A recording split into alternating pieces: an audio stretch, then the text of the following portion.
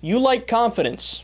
In fact, most of us have such a bias towards confidence, we prefer it over actual expertise. So now you really got my attention. So now they're saying it in concrete terms. Now they're saying, no, you don't understand. Even if you think you prefer expertise, you don't. You prefer confidence. I found that fascinating. Article continued, a study found that our intuitions deceive us. This is all on a primal subconscious level. So what they did is they had a group discussion, and in the group discussion, I believe they were attempting to problem solve in a group, and that's how they did the study. But in the group discussion, the people who spoke first, more often, and most forcefully became the group leaders. And even though they knew no more and no less than your average person, they were more confident, therefore people viewed them as an authority figure, and they defaulted to their wisdom, even though they didn't have any wisdom. For 94% of the problems, the group's final answer was the first answer anyone suggested, and people with dominant personalities just tend to speak first and most forcefully. And they also highlight another example of this, which I found interesting, which is that it's an even more shallow thing than we think it is. So take the same doctor. One time they come in and do a diagnosis wearing the white coat, and the other time they come in and do it without wearing the white coat. Now, it could be the same person, it could be the exact same doctor, but when they're wearing the white coat, we go, oh, well, this must be serious. He's got his white coat on, so we got to trust this guy's opinion. But when they're not wearing the white coat, we're like, who knows if he's an expert or not? No, it's absolutely fascinating findings. So the conclusion of the study, as much as people might try and avoid it, is that human beings are knuckleheads, right? Now, that's not their words, that's my words. I'm the one that's characterizing it that way. But I mean, think about it, man. We are emotional little creatures that think so highly of ourselves based on nothing. We just assume that, oh, no, you don't understand, we're humans. We got it all figured out, we're awesome.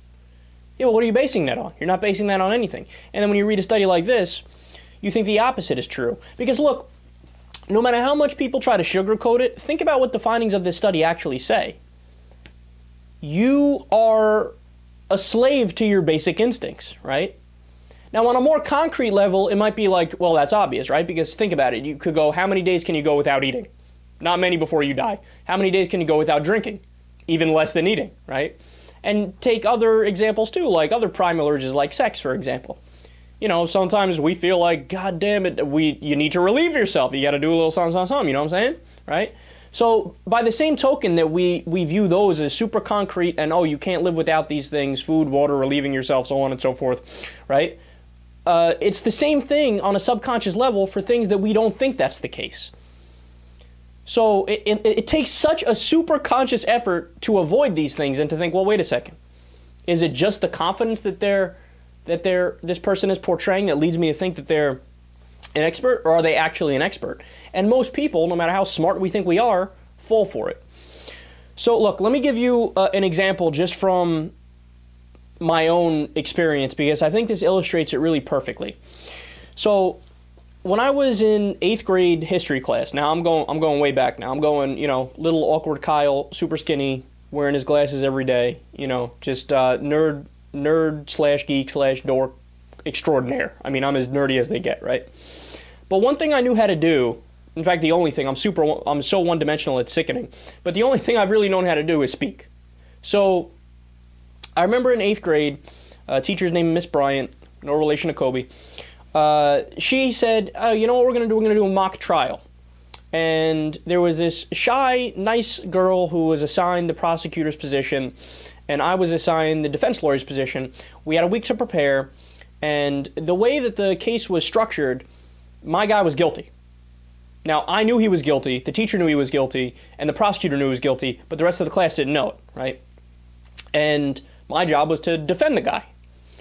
Now, I didn't prepare at all the entire week, not once. I didn't pick up a book once, I didn't sit down and schedule it. I never liked homework, right? I was one of those kids who managed to get like B minuses even though I didn't do any of the work because I was a little rebel, snot-nosed bastard, right? So, but I came in the day of the mock trial and I convinced the entire class. There was not a single person that thought that my guy was guilty. Everybody voted not guilty, right? Now, I knew the person was guilty. So did the prosecutor. But the prosecutor was, and God bless her, cutest little thing in the world, just shy little girl who, you know, just presented the facts in a dry manner. And I get up there and I keep it real. I smooth talked and sweet talked and found holes in her logic, even though it was technically irrefutable and those things were facts. I attacked the facts. And I said, well, how do we really know these are facts? And everybody's like, oh, Kyle got it. He's a genius. But no, I wasn't a genius. I was just persuasive, and I was confident, and she wasn't. So managed to dupe over the whole thing. And you could find examples of things like this throughout history. You don't have to dig into my own history to find it. But it's an amazing dynamic, man. It shows you people really are dumb. We are led by our primitive instincts. We aren't as objective as we like to think we are. So then, of course, I got to thinking, well, how does this relate over to the Republican Party? How does this relate to politics? And that is only the perfect encapsulation of the Republican Party, and it describes the dynamic on their side that's been going on for years and years and years and years, right? So here, I can even give you concrete examples. You pick the issue, you pick the political issue, and I guarantee you the Democrats have the more popular position, right? So take taxes on millionaires. Over 60% of the American people say we need to raise taxes on people making $250,000 and above, right? But the Republicans do such a tremendous propaganda war where they come out so goddamn confident that, you know, here's the thing. Raising taxes on millionaires would be 90% popular, but because the Republicans wage their propaganda campaign, it drops it to 60%. And then, of course, we don't end up getting the policy changes in reality because the Democrats back off. And you pick the issue, and that's the case, right? When it comes to war, the Republican Party is for every single war that's humanly possible. They're pushing attack Iran now. And look at the opinion polls. The American people hate that idea. But for such a long time in history, whether it be Iraq, whether it be Afghanistan, or wars before that, it was the confidence of the Republican Party that drove the point home and got the legislation through. See, if it wasn't for, there's two factors that lead to the Republican Party still being a viable party. Number one is the massive amount of corporate dollars that prop up the party. Because 93% of the time, the person who has the most money wins the election. And that's an amazing statistic. So, I mean, it's almost not a democracy when you look at numbers like that. I mean, those are numbers that are from like the Soviet Union. We used to laugh at stuff like that. I mean, that's a kleptocracy. But it's the massive amounts of corporate dollars and the fact that they're the most unapologetic party I've ever seen.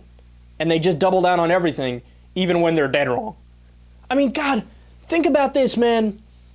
They released a study. I forgot if it was the Congressional Budget Office or it might have been the Government Accountability Office.